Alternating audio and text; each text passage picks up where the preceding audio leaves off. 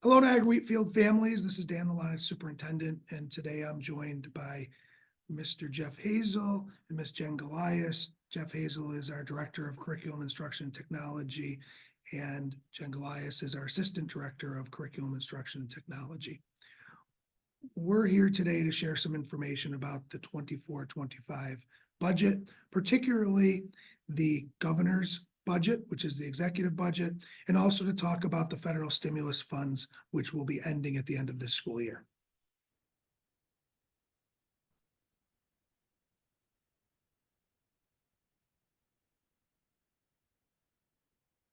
As far as state aid's concerned, the executive budget or the governor's budget proposes a formula-based school aid increase of $825 million, or 2.4% above current levels.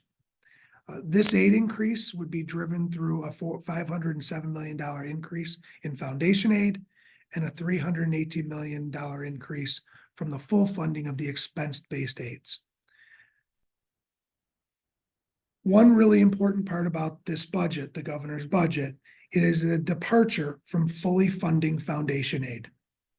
Last year, budget, which means the 23-24 budget, was the first time our district received the full amount of foundation aid that it was expected and was supposed to receive. The other thing about this budget that really stands out is that it eliminates the decades-long practice of save harmless. Save harmless is the idea that if a district reached the fully funded foundation aid amount, that each year after that, they would receive an increase of 3% to cover increased costs.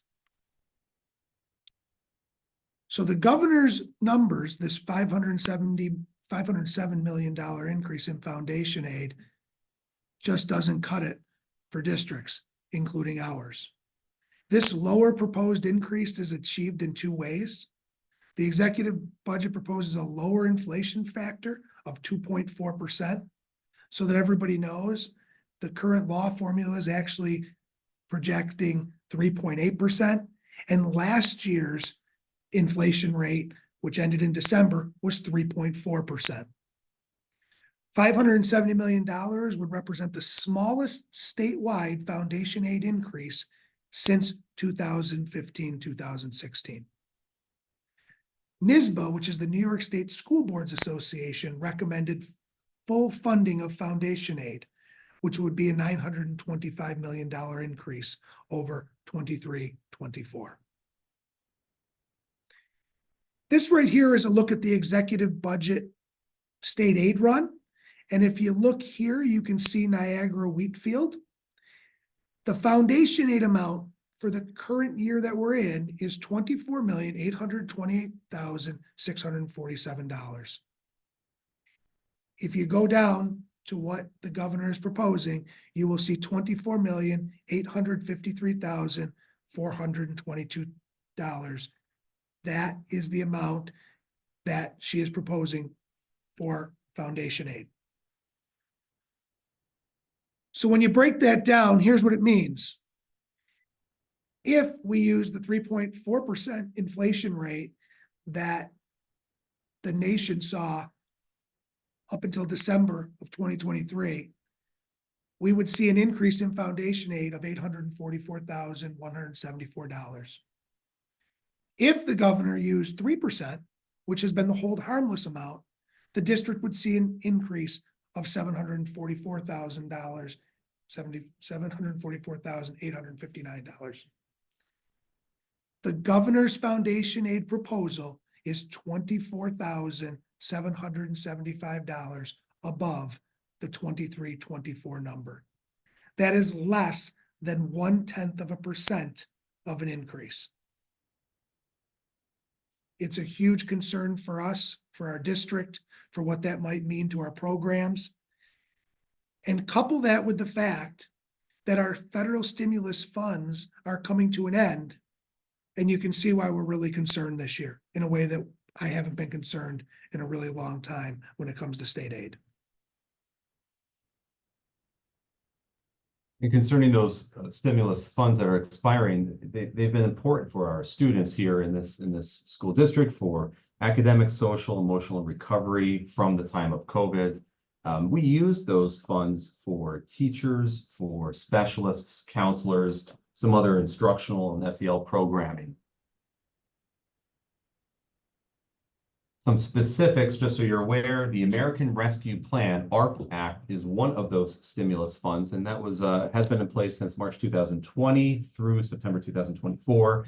The component of that that's most applicable here is the Elementary and Secondary School Emergency Relief Fund, which includes some state reserves. The amount of that is $4.6 million, and we used that and are using that still for this school year for people, for programs, and for equipment. This slide shows a list of all the programs that are currently funded this school year by the ARP funds. You can see on this list items that Mr. Hazel referenced that support students in both academic learning and social emotional supports. For academic learning, there were AIS tutors and math and literacy specialists added to work with students to support them with learning gaps that they had coming out of COVID. There are also on there lots of supports for students in social emotional learning. And you can see that currently we have counselors, 2 counselors, a social worker, and a psychologist that are paid for by ARP funds. Also importantly, looking there, the Family Support Center for the past several years has also been paid for out of the ARP funds. The Family Support Center provided many supports for families that are critical for success in school. And this was one position that we were hoping to carry over to the regular budget. Now, concerning the American Rescue Plan, or ARP Act funds, we are always welcoming and continue to welcome feedback on our expenditures via the following Google form. The link is on the screen, but we'll also have the link clickable on our website, and this presentation will be available on our website as well.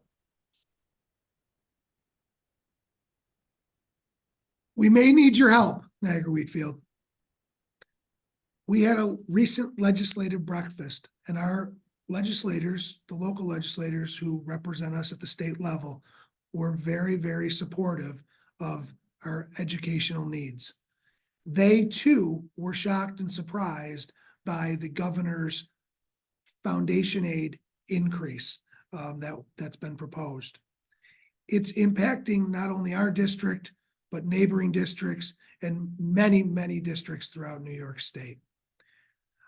I'm sharing this information because we may need your assistance in a letter writing campaign to the governor. More information will come out on that within the next week or two. So please, if you do see something from us asking for a letter to be sent to the governor to increase the foundation aid amounts, please give that good consideration because we may need your assistance this year. Thank you for listening. Thank you for all that you do to help our district be a great district, and have a great day.